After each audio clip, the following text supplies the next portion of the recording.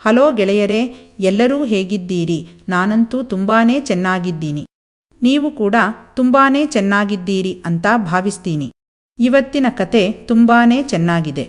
ದಯವಿಟ್ಟು ವಿಡಿಯೋಗೊಂದು ಲೈಕ್ ಕೊಡಿ, ಹಾಗೆ ಚಾನೆಲ್ನ ಸಬ್ಸ್ಕ್ರೈಬ್ ಮಾಡ್ಕೊಳ್ಳೋದನ್ನ ಮರಿಬೇಡಿ. ಸವಿತಾ ದೊಡ್ಡ ಬಂಗಲೆಯೊಂದರಲ್ಲಿ ಮನೆ ಕೆಲಸದವಳಾಗಿ ಕೆಲಸ ಮಾಡ್ತಿದ್ದಾಳೆ.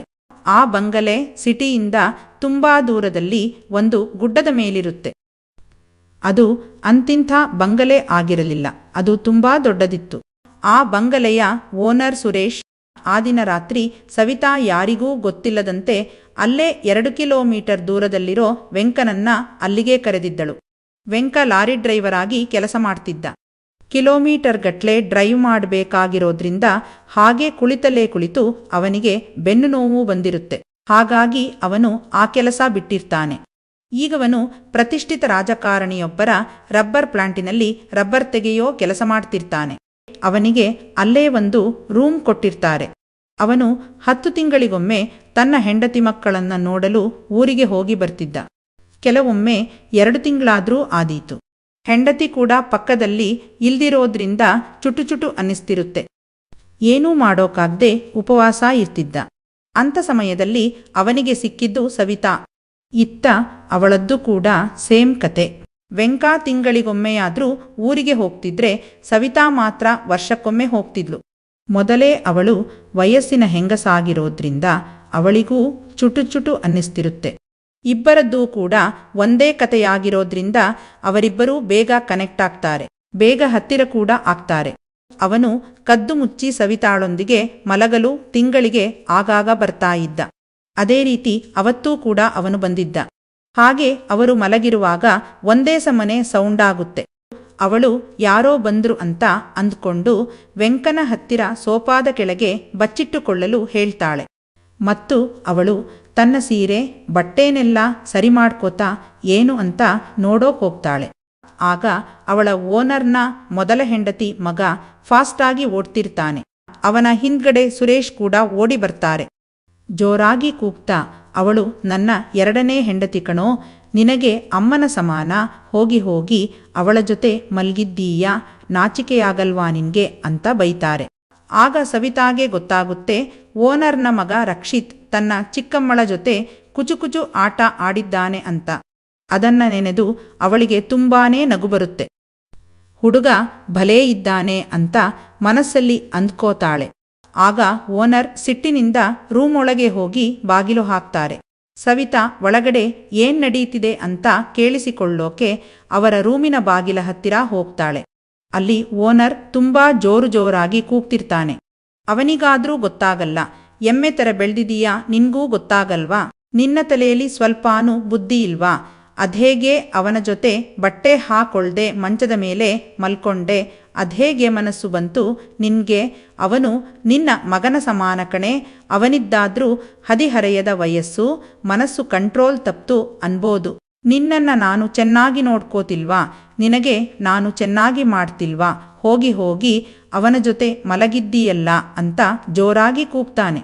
ಅವರ ನಾಟಕ ಎಲ್ಲ ಮುಗಿದ್ಮೇಲೆ ಸವಿತಾ ಮೆಲ್ಲಗೆ ರೂಮ್ಗೆ ಬರ್ತಾಳೆ ಮತ್ತು ಬಟ್ಟೆಯೆಲ್ಲವನ್ನೂ ತೆಗೆದು ಚಾಪೆ ಮೇಲೆ ಮಲ್ಕೋತಾಳೆ. ಪಕ್ಕದಲ್ಲಿ ಬಂದು ಮಲಗಿದ ವೆಂಕ ತನ್ನ ಕೈಚಳಕವನ್ನ ತೋರಿಸೋಕೆ ಶುರು ಮಾಡ್ತಾನೆ. ಅವಳು ಏಟು ಹೊಡಿಸ್ಕೋತಲೇ ಓನರ್ನ ಮಗ ರಕ್ಷಿತ್ ಬಗ್ಗೆ ಯೋಚನೆ ಮಾಡ್ತಾಳೆ.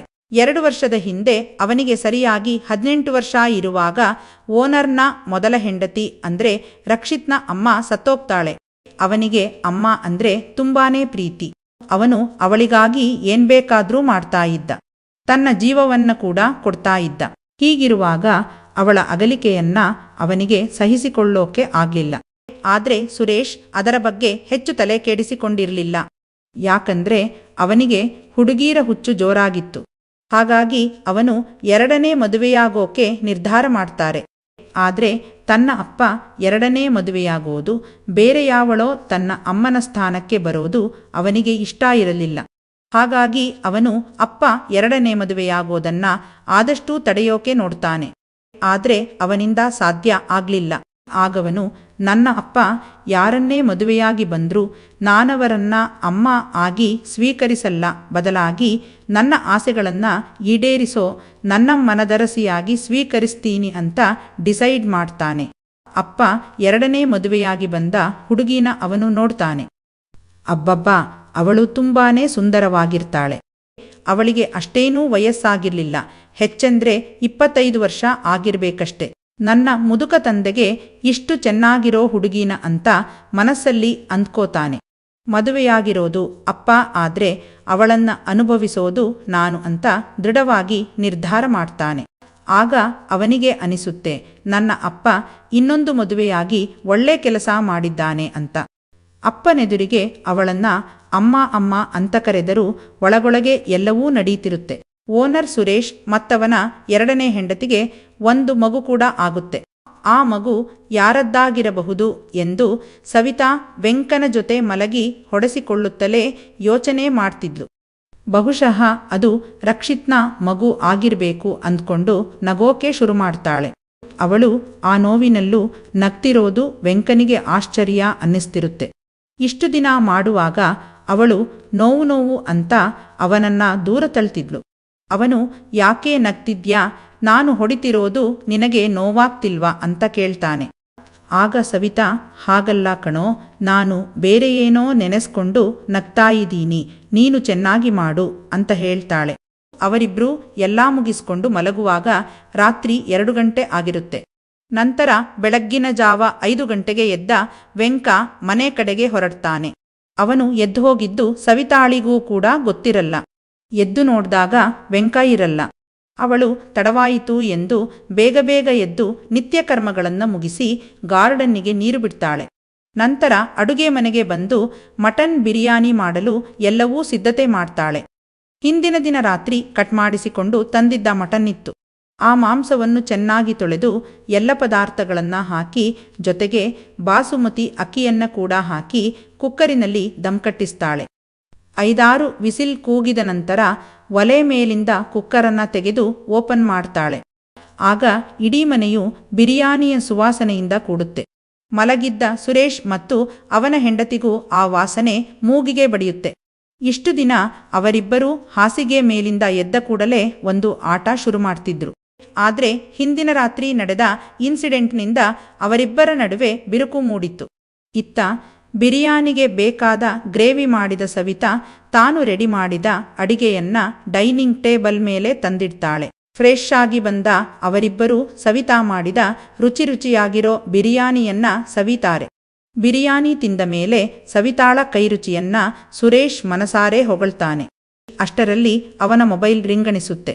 ಅವನು ಕಾಲ್ ರಿಸೀವ್ ಮಾಡಿ ಅವಸರವಾಗಿ ಬಿಸಿನೆಸ್ ಮೀಟಿಂಗಿಗೆ ದೆಹಲಿಗೆ ಹೊರಡ್ತಾನೆ. ಅವನು ಕಾರಲ್ಲಿ ಹೊರಟಿದ್ದೇ ತಡ ಸಂಧ್ಯಾ ರಕ್ಷಿತ್ಗೆ ಕಾಲ್ ಮಾಡ್ತಾಳೆ. ನಿನ್ನ ಅಪ್ಪ ದೆಹಲಿಗೆ ಹೊರಟ್ರು ಕಣೋ, ಬೇಗ ಮನೆಗೆ ಬಾ ಅಂತಾಳೆ. ಆಗ ಸವಿತಾ ಇವಳೆಂಥ ಭಿನ್ನಾಣ್ಗಿತ್ತಿ ಇರಬಹುದು ಅಂತ ಅಂದ್ಕೋತಾಳೆ. ಸ್ವಲ್ಪ ಹೊತ್ತಿನಲ್ಲಿ ಕಾರು ಬಂದು ನಿಂತ ಸೌಂಡಾಗುತ್ತೆ. ರಕ್ಷಿತ್ ಗಡಿಬಿಡಿಯಲ್ಲಿ ಮನೆಯೊಳಗೆ ಬರ್ತಾನೆ ಮತ್ತು ಸೀದಾ ಸಂಧ್ಯಾಳ ರೂಮಿಗೆ ಹೋಗಿ ಬಾಗಿಲು ಹಾಕೋತಾನೆ. ನಂತರ ಡೈನಿಂಗ್ ಟೇಬಲ್ ಮೇಲಿನ ಎಲ್ಲಾ ಪ್ಲೇಟ್ಗಳನ್ನು ತೆಗೆದು ಕ್ಲೀನ್ ಮಾಡಿದ ಸವಿತಾ ವೆಂಕನಿಗೆ ಕರೆ ಮಾಡ್ತಾಳೆ ಮತ್ತು ಅಲ್ಲಿ ನಡೀತಿರೋ ಎಲ್ಲವನ್ನ ಹೇಳ್ತಾ ನಗೋಕೆ ಶುರು ಮಾಡ್ತಾಳೆ. ನಿನ್ನೆ ರಾತ್ರಿ ಅದಕ್ಕೇನಾ ನೀನು ನಕ್ಕಿದ್ದು, ಅವರ ಕತೆ ತುಂಬಾ ಚೆನ್ನಾಗಿದೆ ಕಣೆ ಅಂತ ಅವನೂ ನಗ್ತಾನೆ. ನಂತರ ಅದಿರ್ಲಿ, ಇವತ್ತು ರಾತ್ರಿ ನಾನಲ್ಲಿಗೆ ಬರ್ಲಾ ಅಂತ ಕೇಳ್ತಾನೆ. ಅವಳು ಸರಿ ಬಾ ಅಂತ ಹೇಳ್ತಾಳೆ. ಸಂಧ್ಯಾ ಮತ್ತು ರಕ್ಷಿತ್ ಬೆಳಗ್ಗೆನೇ ಕೋಣೆಯೊಳಗೆ ಹೋದವರು ಮಧ್ಯಾಹ್ನ ಆದರೂ ಹೊರಗೆ ಬರಲೇ ಇಲ್ಲ. ಚೆನ್ನಾಗಿ ಆಟ ನಡೀತಿದೆ ಅಂತ ಸವಿತಾ ಅಂದ್ಕೋತಾಳೆ. ಅವಳು ಮಧ್ಯಾಹ್ನದ ಊಟಕ್ಕೆಲ್ಲ ರೆಡಿ ಮಾಡಿ ಅವರಿಬ್ಬರನ್ನ ಊಟಕ್ಕೆ ಕರೆಯೋಣ ಅಂತ ಅವರ ಕೋಣೆಯ ಹತ್ತಿರ ಹೋಗ್ತಾಳೆ. ಅಲ್ಲಿ ಹೋಗಿ ಬಾಗಿಲು ತಟ್ಟಿ ಊಟ ರೆಡಿಯಾಗಿದೆ, ಊಟಕ್ಕೆ ಬನ್ನಿ ಅಂತ ಹೇಳ್ತಾಳೆ. ಆದ್ರೆ ರೂಮಿನಿಂದ ಯಾವುದೇ ಶಬ್ದ ಹೊರಬರ್ತಿರ್ಲಿಲ್ಲ. ಹಾಗಾಗಿ ಅವಳು ಅಲ್ಲೇ ಇದ್ದ ಕಿಟಕಿಯಿಂದ ಒಳಗೆ ಏನ್ ನಡೀತಿದೆ ಅಂತ ನೋಡ್ತಾಳೆ. ನೋಡ್ದಾಗ ಅವರಿಬ್ಬರೂ ಒಬ್ಬರನ್ನೊಬ್ಬರನ್ನ ತಬ್ಬಿಕೊಂಡು ಮೈಮೇಲೆ ಒಂದು ತುಂಡು ಬಟ್ಟೆ ಇಲ್ಲದೆ ಮಲಗಿರ್ತಾರೆ. ಇಬ್ಬರಿಗೂ ಜೋರು ನಿದ್ದೆ ಬಂದಿರುತ್ತೆ. ಅದನ್ನ ನೋಡಿದ ಅವಳಿಗೆ ಮನದಲ್ಲಿ ರಕ್ಷಿತ್ನ ಮೇಲೆ ಆಸೆಯಾಗುತ್ತೆ. ಅಬ್ಬಬ್ಬಾ, ಏನಿದಾನೆ ಹುಡುಗ, ಜೀವನದಲ್ಲಿ ಒಮ್ಮೆಯಾದ್ರೂ ಇಂಥವನ ಜೊತೆ ಮಾಡಿಸ್ಕೋಬೇಕು, ಆವಾಗ್ಲೇ ಜೀವನ ಸಾರ್ಥಕ ಆಗುತ್ತೆ ಅಂತ ಅಂದ್ಕೋತಾ ಕೆಳಗಡೆ ಹೋಗಿ ಅಡುಗೆ ಮನೆಯಲ್ಲಿ ತಾನು ಊಟಕ್ಕೆ ಬಡಿಸಿಕೊಂಡು ಊಟ ಮಾಡ್ತಾಳೆ. ನಂತರ ಫ್ರಿಜ್ಜಿನಲ್ಲಿರುವ ಆ್ಯಪಲನ್ನು ಕಟ್ ಮಾಡಿ ಅದನ್ನು ಜ್ಯೂಸ್ ಮಾಡಿ ಕುಡಿತಾಳೆ.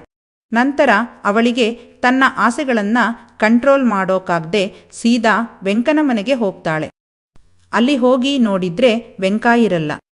ಎಲ್ಲಿಗೆ ಹೋಗಿದ್ದಾನೆ ಅಂತ ಅಲ್ಲೇ ಸುತ್ತಮುತ್ತ ಹುಡುಕ್ತಾಳೆ. ಆದರೆ ವೆಂಕ ಎಲ್ಲಿಯೂ ಕಾಣಿಸಲ್ಲ. ಅವನು ಬರ್ತಾನೆ ಅಂತ ಕಾಯೋವಷ್ಟು ಕಾಯ್ದು ಮತ್ತೆ ಲೇಟಾದ್ರೆ ಕಷ್ಟ ಆಗುತ್ತಂತ ಅಲ್ಲಿಂದ ಹೊರಡ್ತಾಳೆ. ಮನೆಗೆ ಬಂದಾಗ ಅವರಿಬ್ಬರೂ ತಾವೇ ಬಡಿಸಿಕೊಂಡು ಡೈನಿಂಗ್ ಟೇಬಲ್ ಮೇಲೆ ಊಟ ಮಾಡ್ತಿರ್ತಾರೆ. ಅವಳು ಬಂದವಳೇ, ಊಟ ಹೇಗಿದೆ, ಚೆನ್ನಾಗಿದ್ಯಾ ಅಂತ ಕೇಳ್ತಾಳೆ. ಅವರು ತುಂಬಾನೇ ಚೆನ್ನಾಗಿದೆ ಅಂತ ಹೇಳ್ತಾರೆ. ಆದ್ರೆ ರಕ್ಷಿತ್ ಮಾತ್ರ ಸವಿತಾಳನ್ನ ವಿಚಿತ್ರವಾಗಿ ನೋಡ್ತಿರ್ತಾನೆ. ಅವನ ಕಣ್ಣುಗಳು ಅವಳ ದೊಡ್ಡ ತೆಂಗಿನಕಾಯಿಯ ಮೇಲಿರೋದನ್ನ ಅವಳು ನೋಡ್ತಾಳೆ. ಅವಳು ಲೇಟಾಗುತ್ತಂತ ಓಡೋಡಿ ಬಂದಿರೋದ್ರಿಂದ ಅವಳ ರವಿಕೆ ಒದ್ದೆಯಾಗಿರುತ್ತೆ. ಸವಿತಾ ಮನೆ ಕೆಲಸದವಳಾಗಿದ್ರೂ ಅವಳ ಅಂದ ಚಂದಕ್ಕೇನೂ ಕಡಿಮೆ ಇರಲಿಲ್ಲ. ಹಾಗಾಗಿ ಇದೇ ಮೊದಲ ಬಾರಿಗೆ ರಕ್ಷಿತ್ ಸವಿತಾಳ ಅಂದಕ್ಕೆ ಮಾರು ಹೋಗ್ತಾನೆ. ಅವನ ಮನಸ್ಸಿನಲ್ಲಿ ಅವಳ ಬಗ್ಗೆ ಆಸೆಗಳು ಮೂಡೋಕೆ ಶುರುವಾಗುತ್ತೆ. ಹೇಗೂ ಕೆಲಸದವಳು, ಕರೆದ್ರೆ ಬರ್ತಾಳೆ, ಅನುಭವಿಸೋಣ ಅಂತ ಅಂದ್ಕೋತಾನೆ. ಅವನು ಅವಳನ್ನ ನೋಡ್ತಿರೋದನ್ನ ನೋಡಿದ ಸವಿತಾ ಕೂಡ ತನ್ನ ಮೈಮಾಟಾನ ಜಾಸ್ತಿಯಾಗಿ ತೋರಿಸೋಕೆ ಶುರು ಮಾಡ್ತಾಳೆ. ಬೇಕಂತಲೇ ಬಗ್ಗೋದು, ಸ್ಮೈಲ್ ಕೊಡೋದು ಮಾಡ್ತಿರ್ತಾಳೆ. ಅವನು ತನ್ನ ಊಟ ಆದ್ಮೇಲೆ ಸೀದಾ ಕಿಚನ್ನಿಗೆ ಬರ್ತಾನೆ. ಅಲ್ಲಿ ಸವಿತಾ ಪಾತ್ರೆ ತೊಳಿತಿರ್ತಾಳೆ. ಅವಳನ್ನ ತಬ್ಬಿದ ಆತ, ನಾನು ನಿನಗೆ ಮಾಡಬೇಕು, ಕಾಲು ಅಗಲಿಸ್ತೀಯಾ ಅಂತ ಕೇಳ್ತಾನೆ. ಆಗವಳಿಗೆ ರೋಗಿ ಬಯಸಿದ್ದು ವೈದ್ಯ ಹೇಳಿದ್ದು ಒಂದೇ ಅನ್ನುವಂತಾಗಿರುತ್ತೆ. ನೀವೇ ತಾನೇ ಕೇಳ್ತಿರೋದು, ಕಾಲೆತ್ತಿ ಕೊಡೋಣ, ಅದಕ್ಕೇನಂತೆ ಅಂತ ಅವಳು ಖುಷಿಯಿಂದಲೇ ಒಪ್ಕೋತಾಳೆ. ಅಷ್ಟರಲ್ಲಿ ಸವಿತಾಳ ಬಟ್ಟೆ ಕೂಡ ಕಳಚಿ ಬೀಳುತ್ತೆ. ಇಬ್ಬರ ಆಟ ಅಡುಗೆ ಮನೆಯಲ್ಲಿ ಶುರುವಾಗುತ್ತೆ. ಅಷ್ಟರಲ್ಲಿ ಅಚಾನಕ್ಕಾಗಿ ಸಂಧ್ಯಾ ಕೂಡ ರಕ್ಷಿತ್ನನ್ನ ಹುಡ್ಕೊಂಡು ಅಲ್ಲಿಗೆ ಬರ್ತಾಳೆ. ಅವರಿಬ್ಬರೂ ಆ ರೀತಿ ಇರೋದನ್ನ ನೋಡಿದ ಅವಳಿಗೆ ಶಾಕ್ ಆಗುತ್ತೆ. ಅವರಿಬ್ಬರಿಗೂ ಇತ್ತಿನ ಪರಿವೇ ಇರೋದಿಲ್ಲ. ಅವಳು ಬಂದಿರೋದು ಅವರಿಗೆ ಗೊತ್ತಾಗೋದೇ ಇಲ್ಲ. ಅಷ್ಟರ ಮಟ್ಟಿಗೆ ಅವರಿಬ್ಬರೂ ರುಬ್ಬಾಟದ ಕಾರ್ಯದಲ್ಲಿ ತೊಡಗಿರ್ತಾರೆ. ಆಗ ಸಂಧ್ಯಾ, ಹೇಯ್ ರಕ್ಷಿತ್, ಏನ್ಮಾಡ್ತಿದ್ದೀಯಾ ಅಂತ ಕೂಗ್ತಾಳೆ. ಅವರಿಬ್ಬರೂ ತಮ್ಮ ತಮ್ಮ ಬಟ್ಟೆಗಳನ್ನ ಬೇಗ ಸರಿ ಮಾಡ್ಕೋತಾರೆ. ಅದನ್ನ ನೋಡಿ ಅವಳಿಗೆ ನಗು ಬರುತ್ತೆ. ಯಾಕೆ ಬಟ್ಟೆ ಹಾಕೋತಿದ್ದೀರಾ, ಬನ್ನಿ ಎಲ್ಲರೂ ರೂಮಿಗೆ ಹೋಗಿ ಒಟ್ಟಿಗೆ ಮಾಡೋಣ, ಚೆನ್ನಾಗಿರುತ್ತೆ. ನಾನು ಗುಂಪಿನಲ್ಲಿ ಇದುವರೆಗೆ ಮಾಡಿಸಿಕೊಂಡಿಲ್ಲ, ಅದನ್ನು ಕೂಡ ಒಮ್ಮೆ ಎಕ್ಸ್ಪೀರಿಯನ್ಸ್ ಮಾಡೋಣ ಅಂತಾಳೆ. ಅವಳ ಆ ಮಾತನ್ನ ಕೇಳಿ ಅವರಿಬ್ಬರಿಗೂ ತುಂಬಾನೇ ಖುಷಿಯಾಗತ್ತೆ. ಅವರು ಬೇಗ ಹೋಗಿ ಕೋಣೆಯ ಬಾಗಿಲನ್ನ ಹಾಕೋತಾರೆ ಮತ್ತು ಬಟ್ಟೆಗಳನ್ನ ಕಳಚಿ ಬಿಸಾಡ್ತಾರೆ. ಮೂವರ ಉಳುಮೆ ಮಾಡುವ ಆಟ ಶುರುವಾಗುತ್ತೆ. ಅರ್ಧ ಗಂಟೆ ಅವರಿಬ್ಬರಿಗೂ ಮಾಡಿದ ರಕ್ಷಿತ್ ಸುಸ್ತಾಗಿ ಹೋಗ್ತಾನೆ. ನಂತರ ಆ ಹೆಂಗಸರಿಬ್ಬರು ಕತ್ತರಿ ಆಟ ಶುರು ಮಾಡ್ಕೋತಾರೆ. ಎಲ್ಲಾ ಮುಗಿದು ಹೊರಗೆ ಬರುವಾಗ ರಾತ್ರಿಯಾಗಿರುತ್ತೆ. ಅವರು ಮಧ್ಯಾಹ್ನ ಮಾಡಿದ ಅನ್ನವನ್ನು ಊಟ ಮಾಡ್ತಾರೆ. ಆ ದಿನದಿಂದ ಸವಿತಾ ವೆಂಕನನ್ನ ಮನೆಗೆ ಕರೆಯೋದನ್ನ ನಿಲ್ಲಿಸ್ತಾಳೆ. ಯಾಕಂದ್ರೆ ಅವಳಿಗೆ ದಿನ ಮಾಡೋಕೆ ರಕ್ಷಿತ್ ಇರೋದ್ರಿಂದ ವೆಂಕನ ಅವಶ್ಯಕತೆ ಅವಳಿಗಿರ್ಲಿಲ್ಲ. ಅದರಿಂದ ವೆಂಕನಿಗೆ ತುಂಬಾನೇ ಬೇಸರ ಆಗುತ್ತೆ. ಅದಾದ ನಂತರ ಒಂದಿನ ಸುರೇಶ್ ಮನೆಗೆ ಬಂದು, ಸಂಧ್ಯಾ ಮತ್ತು ರಕ್ಷಿತ್ ಏನಾದ್ರೂ ಮಾಡಿಸ್ಕೊಂಡ್ರೆ ನನಗೆ ಹೇಳು ಅಂತ ಹೇಳ್ತಾನೆ. ಅವನಿಗೆ ಗೊತ್ತಿರಲ್ಲ ಇವಳೂ ಕೂಡ ಅವರ ಜೊತೆ ಸೇರಿಕೊಂಡು ಮಾಡಿಸ್ಕೋತಿದ್ದಾಳೆ ಅಂತ.